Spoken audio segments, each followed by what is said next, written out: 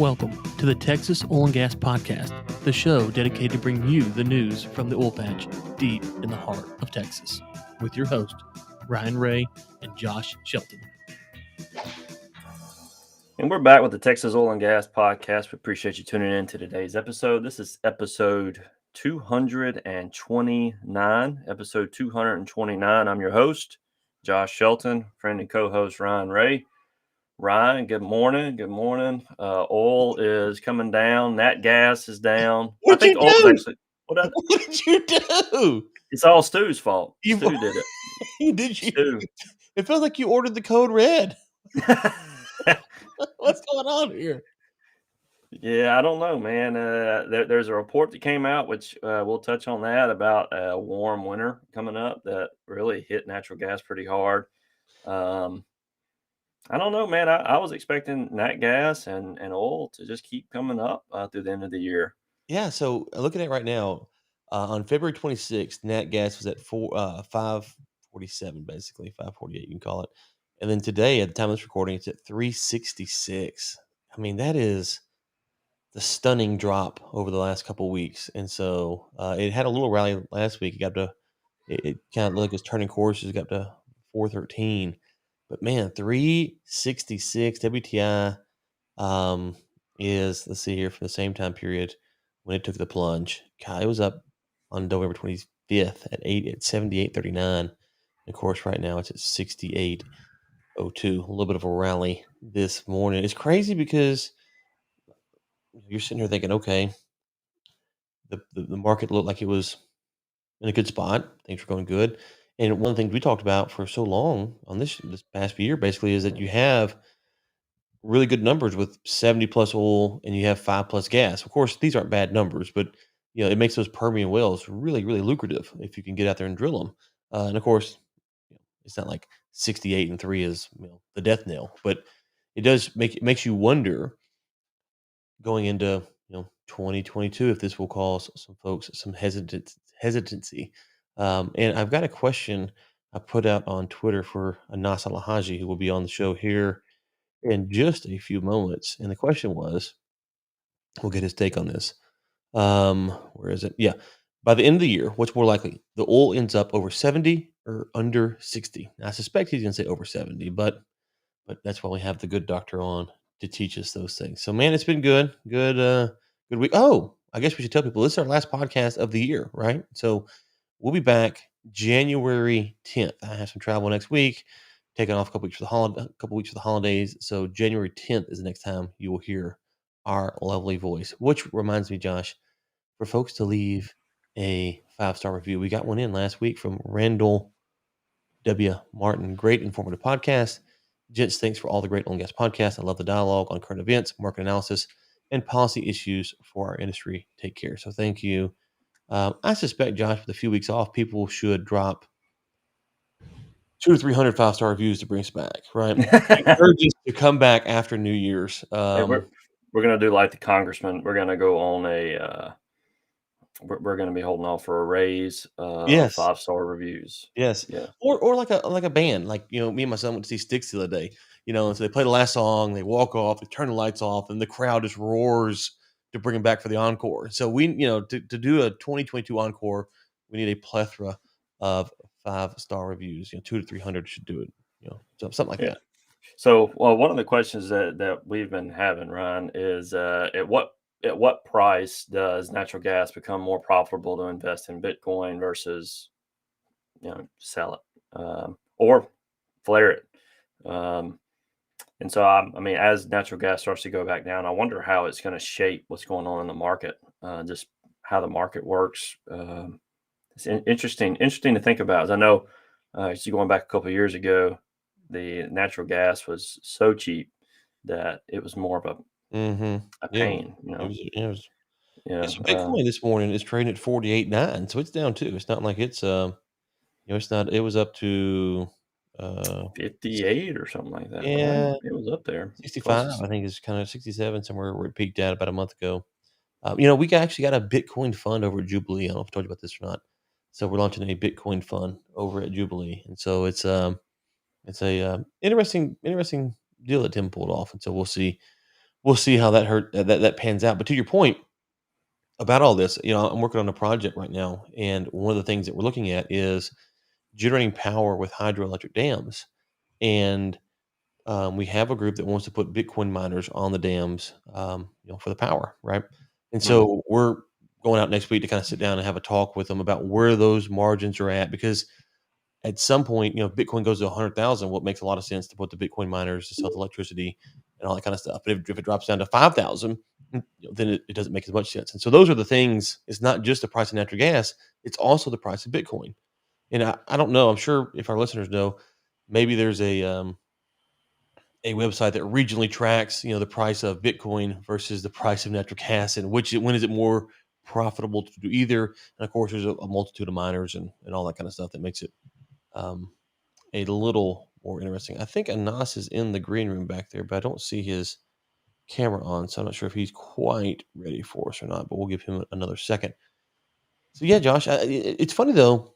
When we first talked about the Bitcoin mining stuff, what 2018 to go back and look, we had some people like, "Why are you talking about this?" And at the time, we said, "Hey, we're not saying you should do this or not. This is one of the solutions out there." But it feels like it's gotten not mainstream adoption from oil and gas, but pretty large adoption where it's not really crazy to consider putting Bitcoin miners out on your wells anymore. And that narrative's really shifted on us. mm.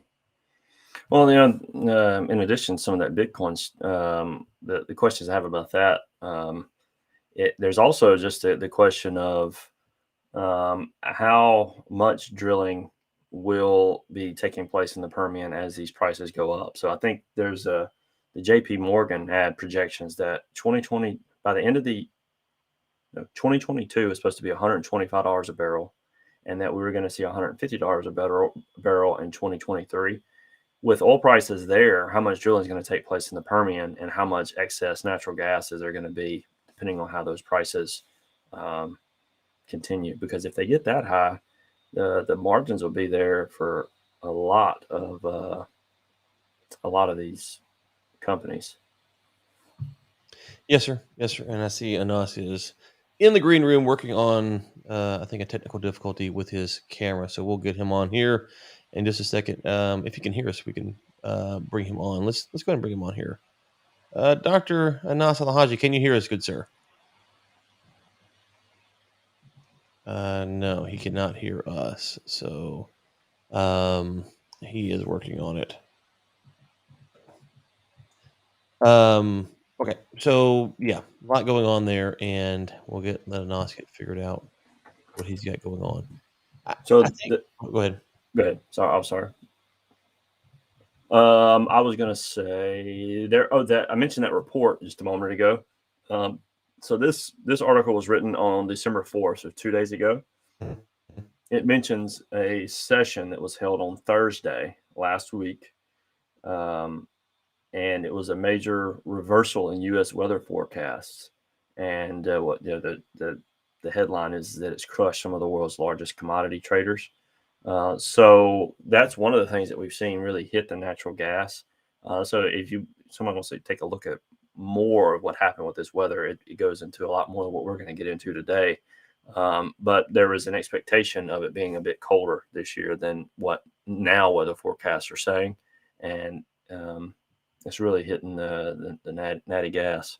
Well, yeah, so you have that, and I think I mentioned on the show a few weeks ago that someone tagged me in a post that like December 13th is supposed to be this huge cold polar vortex thing that's coming. So that is just 7 days away. So we'll see if that comes true or not. But what I was gonna say is, the prices fell with the Omnitron, the Omnicorn, Omnicop, Omicron. Omicron. The Omicron news is what really sent the prices tumbling the day after Thanksgiving. So will news like that continue to have that kind of impact on the industry? And that's something that we just don't know. Let's see here if Anas is ready. Nas, can you hear us, brother? I don't hear him, so I guess he is still working through it on his end. Okay.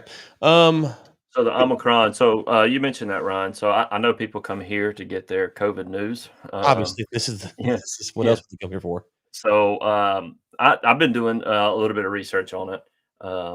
and I don't know what your take is, but based on the stuff that I'm seeing, is that they're saying that it's not nearly as deadly. It's not even as deadly as the Delta, but it appears to be pretty transmissible, which contagious. It is transmitted pretty quickly.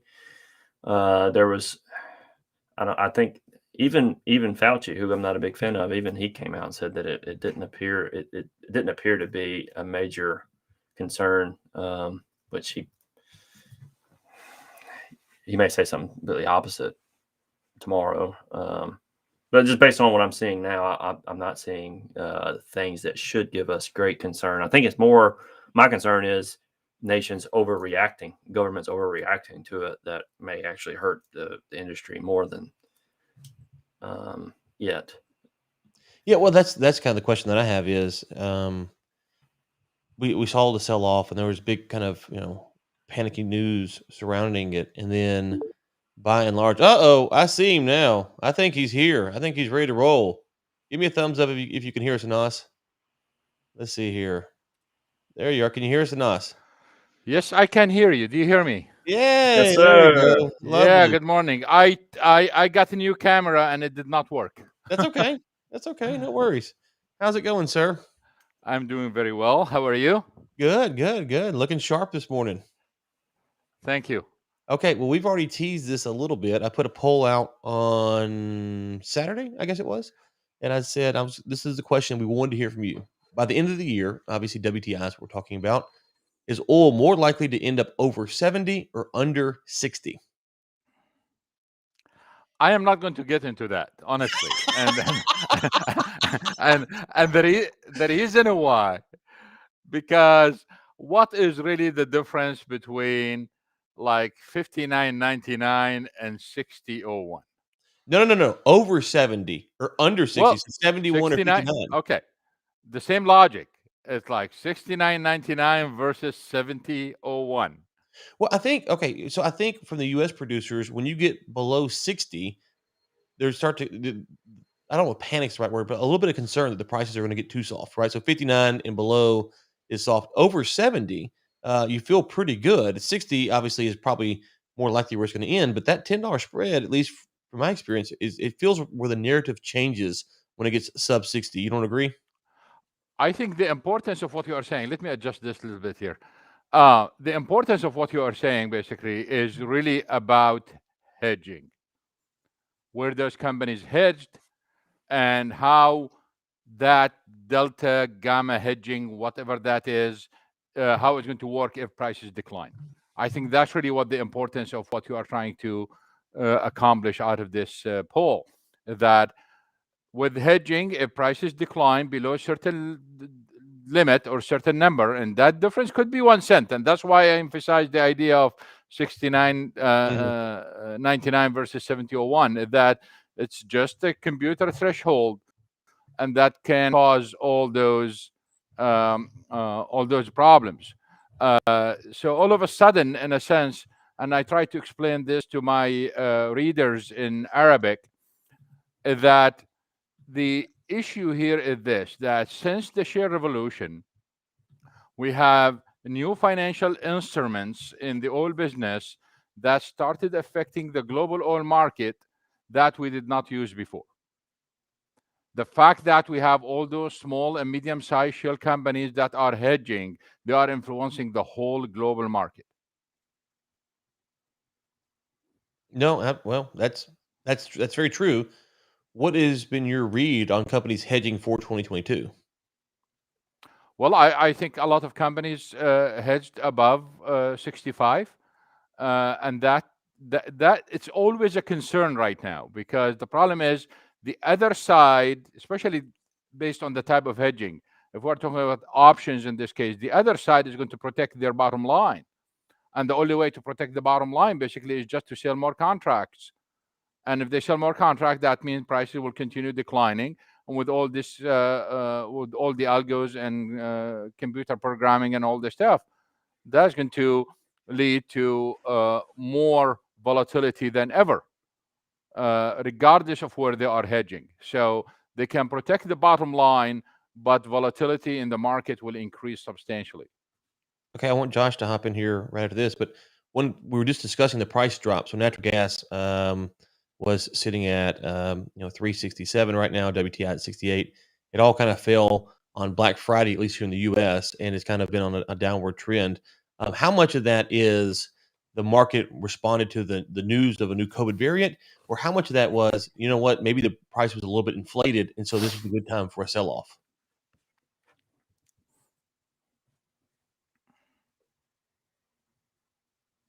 Whoop, can you hear us, Anas?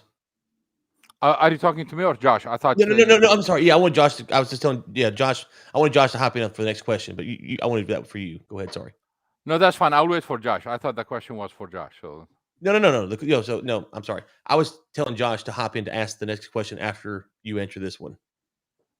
all right, then repeat the question again. Yeah. No problem. Yeah. So the question is, we saw the price fall. We've seen the price fall since Black Friday here in the U.S. And that a lot of that seemed to be driven around the news of a new COVID variant.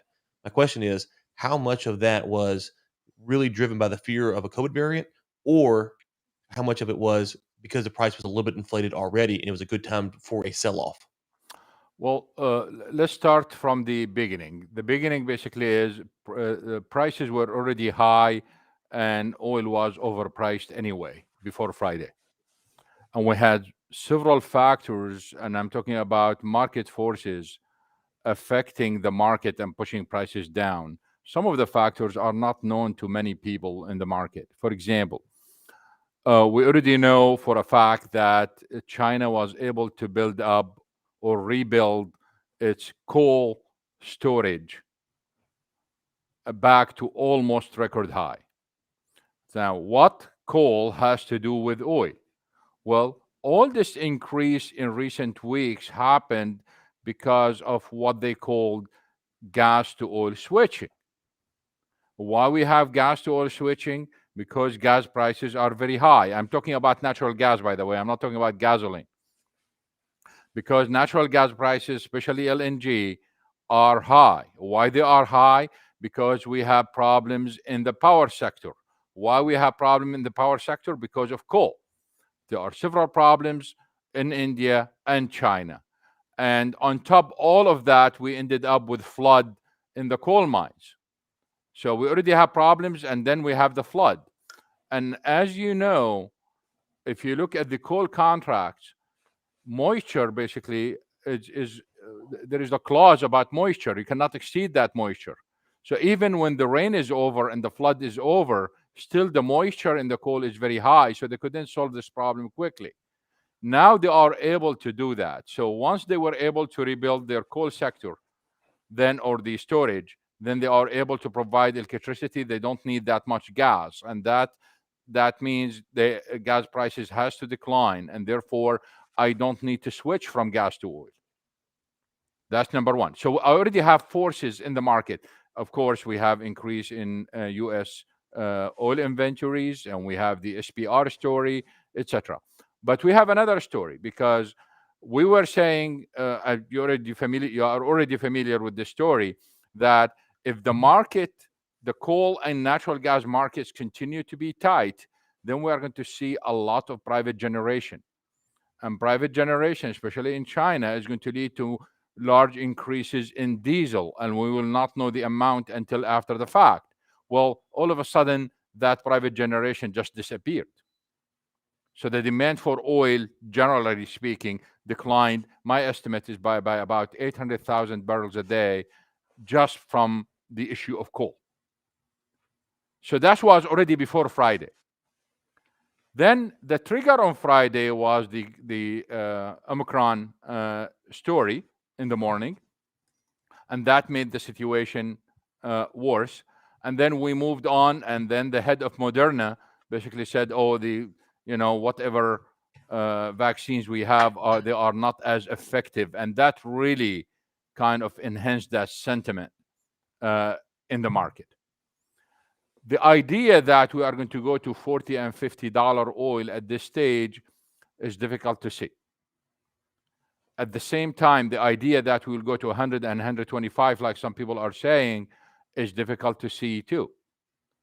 So we are back probably around the sweet spot. You are all familiar with the sweet spot. The sweet spot, by the way, I just want to explain to some people who were not able to get it, is not a prediction. The sweet spot is not a prediction. It just is the area where everyone is comfortable in. That's what it is. If we are in it, then everyone is comfortable. Once we go higher or lower, then someone is not happy. And Dr. Anas, there was an article that I was reading this morning from oil price that article from or a report from J.P. Morgan said that oil was going to reach 125 in 2022, $125 a barrel, going even higher into 2023. Do you think the news from the Omicron, the fact that oil was already overpriced, do you think we're still looking at potentially $100 a barrel next year, or do you think that just the market variables really are trying to keep the oil in a little bit lower spot than that? Generally speaking, we are heading for energy crisis no matter what. We are heading for oil above 100, but not now and not next year. Okay. Now, will we get to 100? Yes, there are certain conditions to get to 100. For example, even this year, if this private generation issue materialized, we would have gotten 100 anyway, but it did not happen. So there are certain conditions to get that 100. How they are getting this $125 forecast? Well, let's face it. The cutoff line for China, that's kind of the line, not even in the sand, this is kind of a concrete line, is $75. They will do whatever. We already seen China shutting down whole cities. We already seen China cutting off electricity from cities that have millions of people. So we should not underestimate that when push comes to shove, they will do the same thing to prevent prices from going to 100. So the cutoff, the red line for China is 75. The red line for the Biden administration is probably between 80 and 85. That's it. They have to use 30 million after 30 million from the strategic petroleum reserves. They will do it. So we do have those hard lines from China and the United States. For Europe, I already posted a chart on Twitter a few days ago, and I reminded people of some issues related to blocking U.S. exports. And what is the impact if the Biden administration returned the old presidential order where you cannot export U.S. produced oil. And one of the things that we should pay attention to is the two things. First, the exchange rate, especially between the dollar, the some Asian currencies, and the euro. In year 2000, we've seen truckers blocking highways in major European countries because fuel prices were very high, oil prices were very high. Well, why they are not doing the same now? That's a big question mark. Well, one of them basically is the exchange rate, and the other reason is since 2000 until now, we've seen European income, per capita income, multiplied. In India, per capita income between year 2000 and now, and I'm talking about real terms here, I'm not talking about, this is adjusted for inflation. Real per capita income in India increased by threefold. So yes, there is support for higher prices when you talk about income, but there are other factors to consider too. High oil prices can affect economic growth under certain conditions. And in fact, even my statement could be wrong because it's not really high oil prices that are affecting economic growth. It's the other factors that are required for that effect. So why high oil prices have not affected the economies of Europe, China, India, and the United States between 2004 and 2008? Prices continue to go up from 35 all the way to 147. Then we had the housing crisis and the financial crisis. The housing crisis and the financial crisis has nothing to do with oil. The crisis happened somewhere else and affected oil. And to prove this point, the moment that crisis was over, oil went back to 120. So it wasn't about oil. But the idea here is why we did not see the same cries that we are seeing today. And the reason why, because if you look at that period was very unique in history. It is the only period, remember, it came after September 11th, where we have massive spending on security. And then it came after 2 wars. We started 2 wars after that. So the spending was massive. And the spending was not only on wars and machinery. They were afraid that's going to affect the economy. So there was a lot of spending on the economy too. So what we've seen during that period, we've seen massive increase in defense spending, massive increase on spending on security, massive increase in government expenditures. We've seen massive increase in incomes worldwide, especially in India and China. And we have seen a reduction in taxes, which is another factor. At the same time, interest rate and the dollar were going down. This combination of events allows oil prices to go up without affecting the economy. Well, we don't have that combination now. We have all kinds of problems. And that might lead to the fact that we might, even if we get something really high, it may not last long. It will hit the economy really hard, not because of oil prices, just because of the combination of events in this case. I mean, with all this inflation, don't expect interest rate to stay low. With all this inflation, and people say, especially I got this criticism all the time on Twitter for the sweet spot, which is the pinned tweet right now. Most people basically who commented did not understand really, and they did not read the whole thread. And they say, well, with inflation, it should go up. No. With inflation, you should look at exchange rates and you should look at interest rates. That's what affects the oil market. It's not inflation. So they should look at what will happen to the value of the dollar in this case. Why? Because oil is priced in dollar. And we should look at interest rate because interest rate has several roles, whether in the economy or in the oil business. So the feedback, in a sense, to the sweet spot is coming through exchange rates and through the interest rates, not through inflation per se. So you covered a lot of ground there, and let's talk about the U.S. producers just for a second there, because you talk about interest rates rising, so their debt's gonna be more expensive, and so how does that work on the U.S. production side if you have the sweet spot of 68 to 72 or 74, whatever it is, that range? But then you're saying, okay, to the U.S. shale producers, hey, we're going to raise your interest rates, and so your debt's going to be more expensive. Can they sustain that, or have they been able to succeed because of the low interest rate environment? Well, generally speaking, and let me explain the general concept of it, because we want to see when demand destruction starts. And we got here to distinguish between demand destruction and between decline in demand. The difference between them is that demand that's been destructed will not come back. That's it. It's killed. While demand decline means it can come back. So the issue with the sweet spot calculations is, from the consumer point of view, and of course this is important to the producer, is where the demand destruction starts. And that's really the point.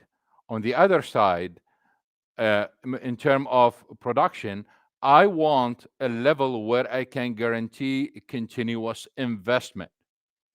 So if interest rate goes up and the cost goes up, then that threshold from the consumer point of view has to go up.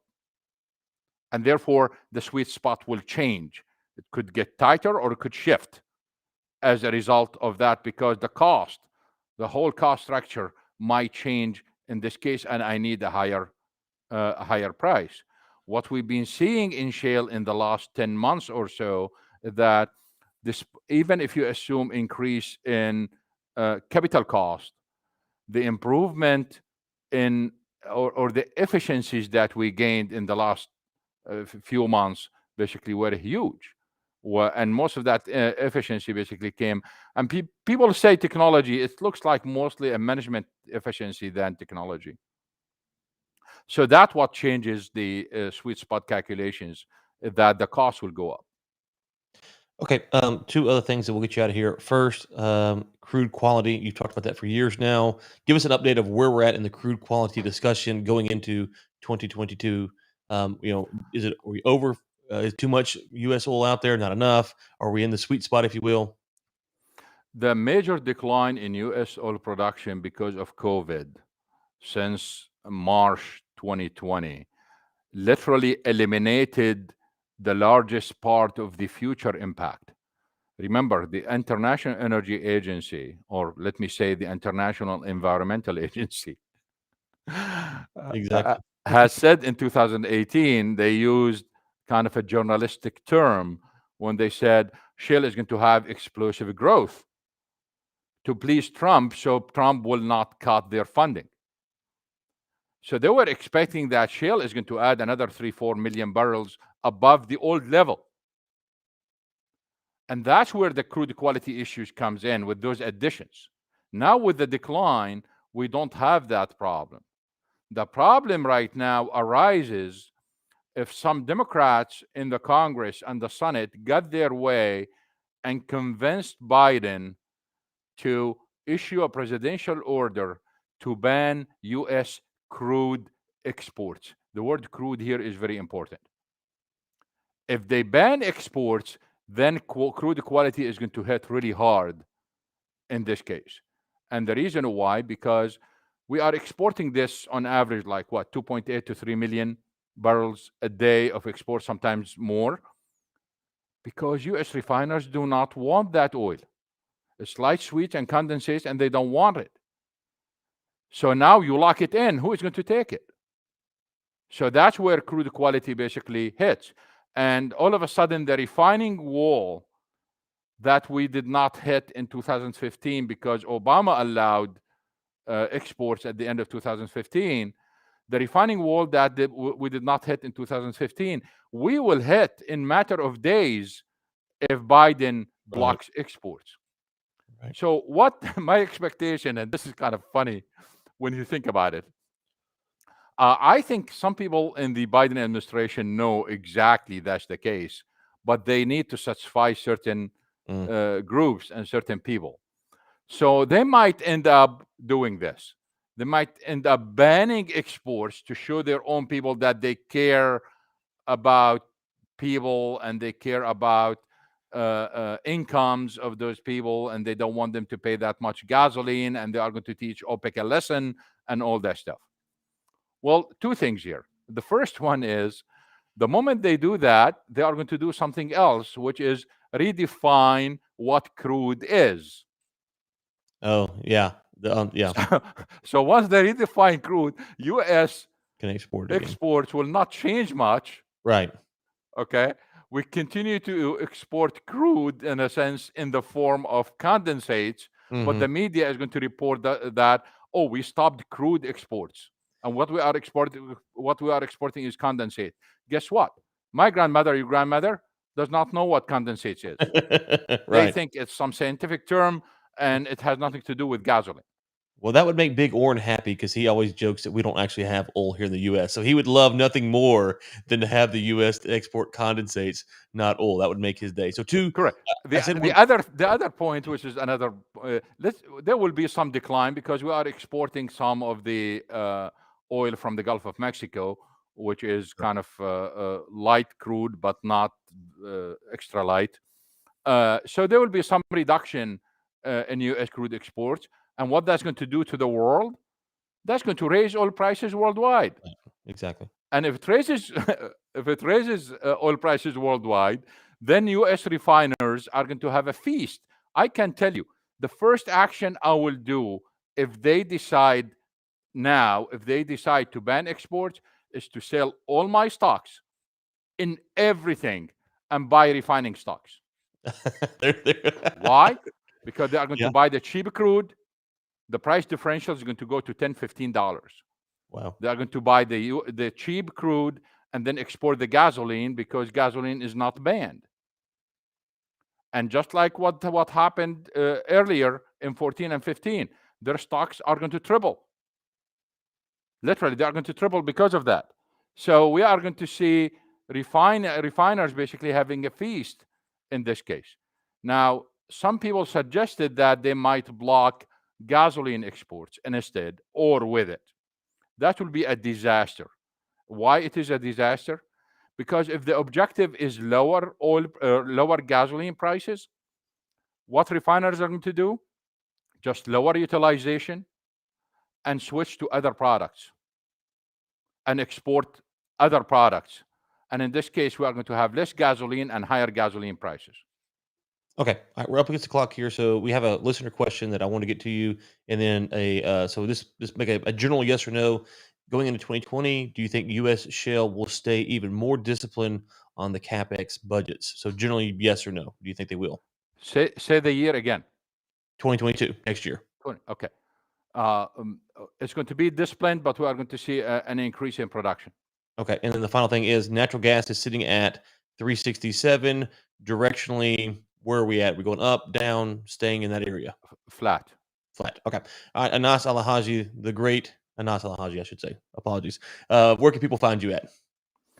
Twitter, my first name, my last name, Anas Al-Haji, ANASALHAJJI. The same thing for my website, the same name, but Twitter is the best way to reach me. Okay, well, this is the last show of the year, so we will pick back up next year. So, folks, you can listen to this episode 2 or 3 times to soak up all that Anas has, and go follow him on Twitter because he is just full of information there as well. So, thank you, Dr. Anas, for coming on. Happy New Year, all. Yeah, exactly. Talk to you soon, brother. Thank you. All right, Joshua, that is it with the good doctor, Anas Al-Haji. He goes deep. Yeah, man, that was really good He stuff. goes deep. He gets in there, and you're like, yeah, I hadn't thought about that. Hadn't thought about that. I hadn't thought about China not wanting to go below 75 or above. So that's fascinating stuff. Well, yeah, and so that's what makes economists like him so impressive. Is they're trying to juggle, not like at the talking point level. They're actually taking that and then running the numbers. It's like, okay, well, if they did this would turn off this much. And if they did this, so they're actually running the numbers behind it. So it makes it crazy. Okay, well, I guess that's it, Josh. Listeners, thank you for a wonderful 2021. We'll be back bright and early on December 10th with Ben Samuels. January 10th. What did I say? Oh, yeah, January 10th. Sorry. Yeah. We'll be back January 10th, 2022. So we wish you all a happy new year. Merry Christmas. Yeah.